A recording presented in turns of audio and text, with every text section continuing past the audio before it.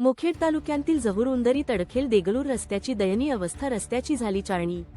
प्रशासकीय दुर्लक्षामुळे नागरिकांचा जीव टांगणीला.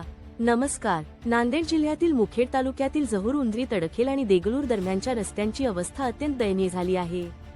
गेल्या अनेक महिन्यांपासून या रस्त्यांवर मोठमोठे खड्डे पडले असून वाहनधारकांना आपला जीव मुठीत धरून प्रवास करावा लागत आहे.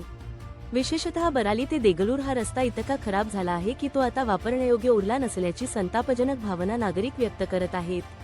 वारंवार तक्रारी करूनही अधिकारी मात्र सुस्त.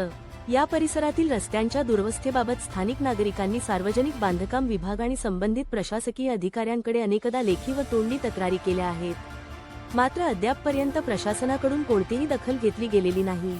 अधिकारी फक्त आश्वासने देतात, पण प्रत्यक्षात खड्डे भरण्याचे साधे कामही केले जात नाही, असा आरोप संतप्त ग्रामस्थांनी केला आहे.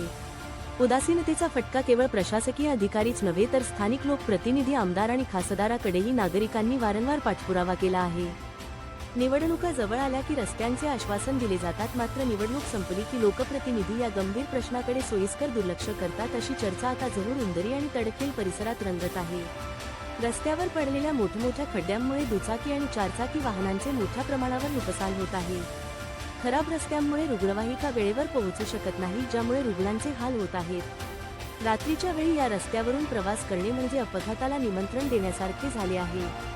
रस्त्यांची हीच अवस्था कायम राहिली तर शिवसेना उभाटा गटाच्या वतीने तीव्र आंदोलन करण्यात येईल, असा इशारा उभाटा गटाच्या वतीने देण्यात आले आहे.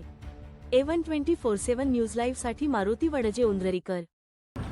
हा रस्ता मुख्य म्हणजे बाराळी टू देगलूर जाणारा हा मुख्य महाराष्ट्राचा रस्ता असून हा दुसरे पाहायला गेलं तर हा रस्ता म्हणजे उदगीर, बाराळी ते खानापूर फाटा ते सांगवी ते बोधन म्हणजे तेलंगणा राज्याला भिडणारा हा मोठा समृद्धी राज्य महामार्ग आहे.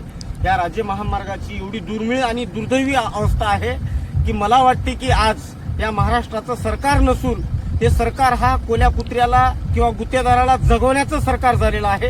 अशा सरकारनं आपल्याच वतीनं, आपल्याच बांधवांच्या वतीनं, आपल्याच मतदार बांधवाच्या वतीनं आपण ह्यांना बाजूला काढल्याशिवाय पर्याय राहणार नाही.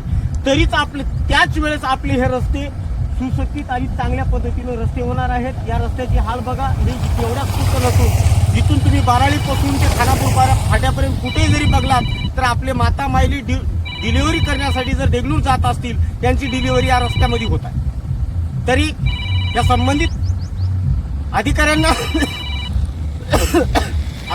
आणि सरकारना असे मी आवाहन करतो, येत्या 8 ते 10 दिवसात रस्ता चालू करा, अन्यथा शिवसेना उद्धव बाळासाहेब ठाकरे मुखेड पक्षाच्या वतीनं तीव्र आंदोलन छेडण्याचा इशारा देत आहे.